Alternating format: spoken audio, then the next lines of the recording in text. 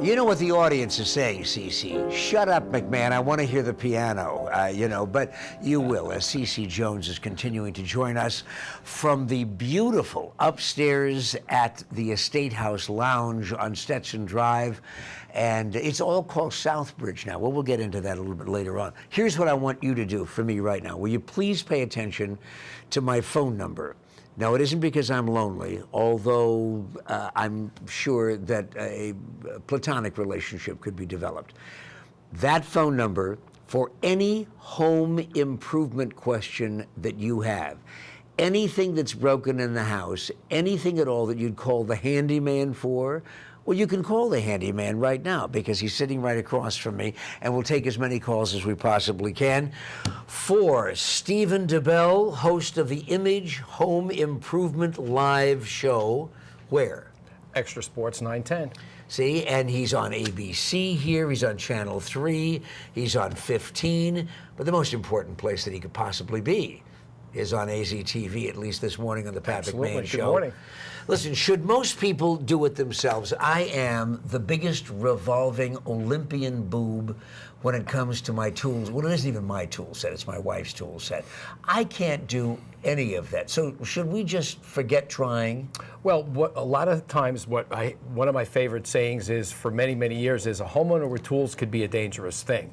and for many customers that I've ever gone into, and it always reminded me of a story once, a little comic spot that I saw where a gentleman actually tried to fix his VCR. And he came into the electronics store, and all the pieces were in a box. And the guy behind the counter said to him, well, what was it before you tried to fix it? And I see that all the time when I walk into people's homes. They've tried to attempt to do something. And that's what we try and do on my show, where we try and educate the public to turn around and say, and be realistic, and don't let your ego get in the way. And guys, I know guys out there that are always saying, they want to make sure that, honey, I can fix it for you, don't worry about it. Meanwhile, they're scared to death inside because they can't fix it. Hand me the chainsaw. Let me get the big hammer, that'll take care of it. That doesn't always work. So really, decide whether or not you have the skills. If you don't have the skills, or you think that you could learn them very easily, Lord knows, with all the information on the internet and all the TV programs that are out there which try and teach you how to do certain projects, you should be able to go out with a normal homeowner with a reasonable amount of skills, should be able to pick certain things up. Now, I wouldn't recommend if a homeowner take on a big major remodel project. That's what we're here for. But small stuff, if you feel comfortable, fine. If that inner gut feeling tells you, I don't know, call a professional. Yeah, no, I have absolutely no problems establishing that masculinity has nothing whatsoever to do with a Phillips screwdriver. Let Philip worry about his own masculinity. I have the biggest Rolodex in the world of all the specialists like you. What's the most common thing you are called upon to do? Not a major remodeling job, but a simple fix-it kind of a thing. A lot of drywall repair. Drywall? A lot of drywall repair, where people will come in and they'll say that if for whatever reason they've either had possibly a leak, especially now with the monsoon rains, you have a lot of drywall issues inside because leaks have come through and damaged drywall. So we get a lot of that, as well as other different broken things. We don't deal a lot with appliances, though I have referrals that I can refer people to when appliances and things like that break. Doors, different things shifting with adjusting doors, because houses, even 10, 15-year-old homes, settle. And doors start to get a little out of alignment, and then before you know it, you're forcing the door closed to get it closed and locked. Not just during damp times, because that's going to happen, right? But a lot of times, just regular settling. People, a big thing in Arizona is the destabilization. The soil where where too much water will cause, the houses to shift. And then actually everything goes out of alignment then. Your doors are out of alignment, your locks are out of alignment. Before you know it, you can't lock your door. Hold on just a second, Stephen. Will you stop that? Will you stop that, for crying out loud? How impatient can an audience be? We're going to get to your phone calls in just a moment about home improvement. Of course, you have to make it first, and so here's the phone number here. And Stephen is going to stick around for an additional break. And during that period of time, then we'll answer your home improvement questions. I mean, I don't care whether it's a matter of sealing, whether it's a matter of taking care of an Arcadia door or any of those things. He does it all. How long you been doing this and how did you learn?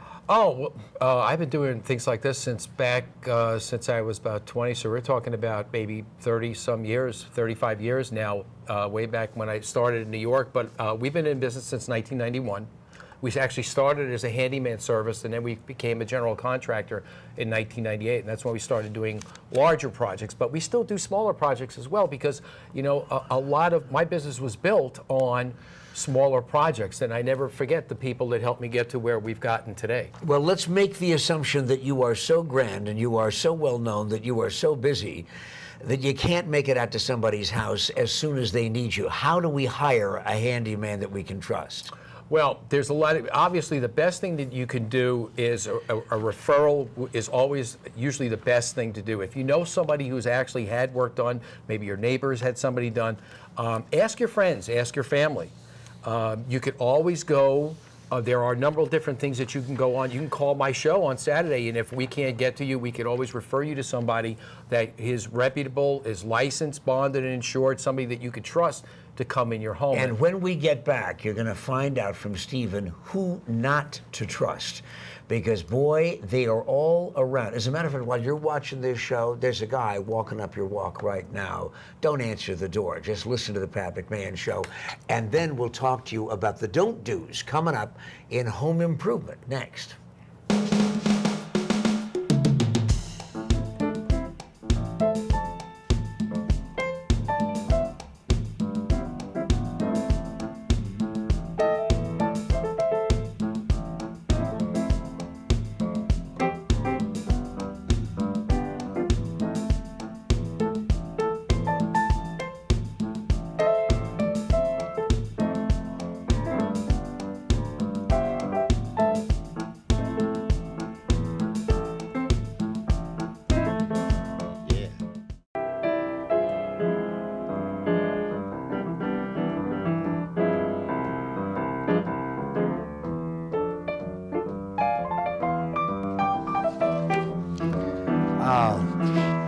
Listen, you just feel cooler talking about home repair when CeCe Jones is in the studio. We're going to be talking to CeCe in just a few minutes. I was just noticing that Terry Goddard, the Attorney General, I'm going to be doing a radio show with him this weekend, has offered a consumer advisory about how to avoid home repair scams. Is it common? Absolutely, especially this time of year when monsoon rains come. People unfortunately prey on unsuspecting homeowners because, you know, damage happens to your home during monsoon rains, especially roof leaks. That's the most common that I've run across. And they comb the neighborhood. They come to your house. They knock on your door. Like you said earlier, you know, we just happen to be in the neighborhood. You know, and please, for all of viewers, if you're out there, do not succumb to these people, because what we preach at every show, the homeowner, and if you have a storm that comes through here, like the ones we've been having during monsoon, the next day when the weather clears up, go out and look around your house. Look for unsuspecting leaks or anything, just, you know, anything that looks out of the normal. You as a homeowner should be responsible for your home. Don't let somebody come to your door and say, hey, we're just in the neighborhood checking and your neighbor down the street had a leak. Can we check yours? I'm the media voice for Keiko Roofing no. and have been for years. And Monty goes crazy about that. Knock, knock, knock. Oh, and we've got some tiles in the back of the truck. Oh, yeah. Would you like to buy them? Diane in Phoenix says, how does one remain in the house during construction, or should you? And construction meaning remodeling. Well, obviously it depends on how big the project is. If it's something that is segmented, like possibly we've done kitchen remodels, and we've actually sat down with a customer, you know, at the beginning and said, okay, this is how long it's approximately going to take, but this is the kind of disruption you're going to have, because with your kitchen gone, it disrupts your life. As long as you know in front. Yeah, and I go through all that with everybody at the beginning, so they know up front what to expect, not that it's a big surprise. And I know some contractors just say, okay, we're going to start a certain day, and all of a sudden the homeowner had no idea what to expect, and then that creates a lot of friction between the contractor and the homeowner. So we try and eliminate all that. Communication is the key. Here's one. Really important, not only for convenience, but also health. Susan in Phoenix, how do I get rid of asbestos if I think I have it? You ever run into that? Yes, asbestos. If you have an older home, especially, the most common thing for asbestos is older homes that have popcorn ceilings. Now, that back in the day, back in the 70s, when they sprayed popcorn ceilings, it was asbestos material.